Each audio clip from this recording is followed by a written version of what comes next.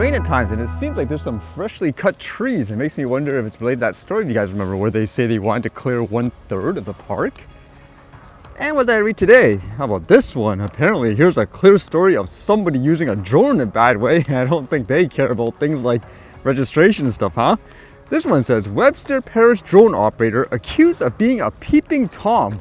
As it says here, drones have become a popular means of entertainment for the public and useful tools for military and law enforcement. But a Doyline man crossed the line using his aircraft and is now in hot water with the law.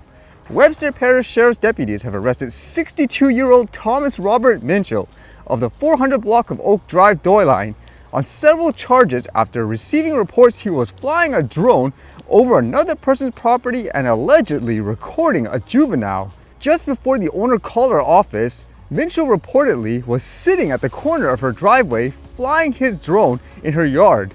Sheriff Jason Parker said she confronted him, telling him to leave and to not record anymore. Following the confrontation, the property owner reportedly returned to her house and was told by her roommate that Minchell's drone was almost at the front door of the residence. When she walked back outside, the drone hit a tree and landed in her yard, Parker said. She picked up the drone and was charged by Mr. Minchell, who grabbed her hair and threw her to the ground. Several witnesses verified he threw her to the ground by her hair while wrestling the drone from her. Yeah, this guy is, I guess, crazy, I guess you could say. It says, Parker said the property owner told investigating WPSO Deputy Derek Phelps that Minchell had in the past made several lewd and sexual remarks to her and had chased a family member with the drone. One juvenile witness told Department Phelps that Minchell had threatened her and a younger relative, allegedly saying he would shave their heads with the drone. He allegedly had chased the pair on the other occasions with the drone. Yeah, I don't think people like this care about laws and stuff, correct? Do you think he's going to stop because he needs things, for example, let's just say, like remote ID and all that? I don't think stuff like that's going to stop people like this, huh?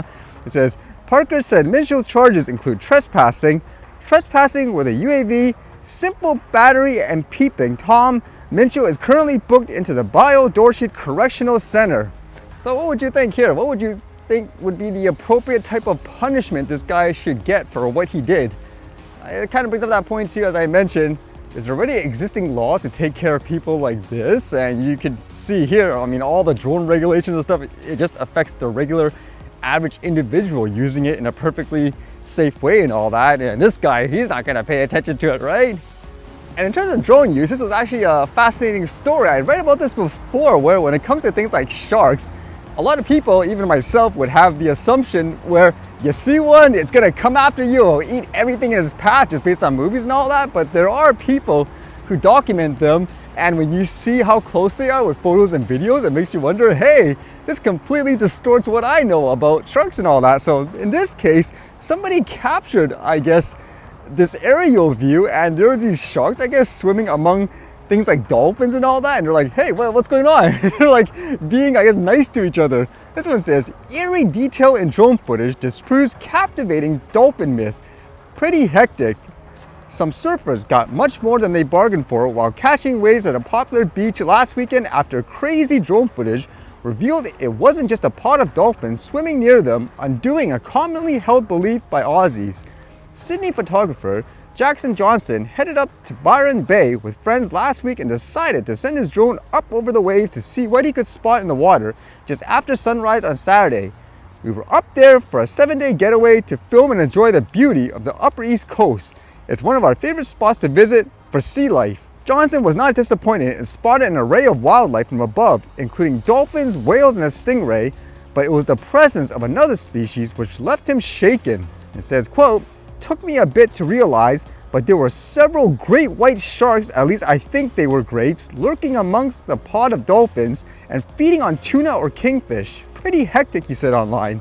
The footage shows two surfers paddling and catching waves just off Talos Beach, while unbeknown to them, there were sharks swimming nearby. It is unknown if the sharks were great whites or another species. And they say here, in terms of the perception, it says it is a commonly held belief that if dolphins are near, sharks are not, and after recording the footage, Johnson pointed out how untrue that was. For those who say sharks don't hang with dolphins, this proves the old wives' tale wrong, he said, with a shark scientist confirming this. It's a complete myth. Albeit a captivating one, Dr. Leonardo Gaida told Yahoo News they can be found sharing the same space, particularly if they're sharing the same food source like a big school of fish. I love reading stuff like this. It really challenges people's perspectives. If someone is really prejudiced or biased against, let's just say, specific groups of people or something like that, then seeing stuff like this opens up their mind and say, hey, maybe I don't know everything there is to know about this. And it kind of reminds me of the point again, even when it comes to things like drone hysteria, for example, you need stuff like this to actually get through to people. You can talk all the facts and logic you'll want, but ultimately people rely on emotional decisions to determine, okay, what's the actual reality?